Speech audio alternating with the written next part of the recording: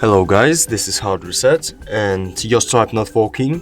If payments aren't updating, dashboard won't load, or you're not getting alerts, try this. Start your application. Then check permissions.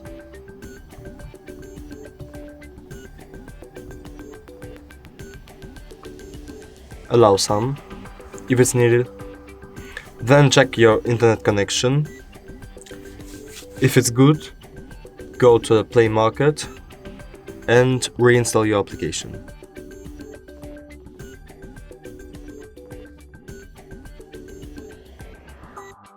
Then open it, and if you still have some issues, just reboot your phone. Turn it off, then turn it on, and problem will be solved. Thank you so much and see you in the next video.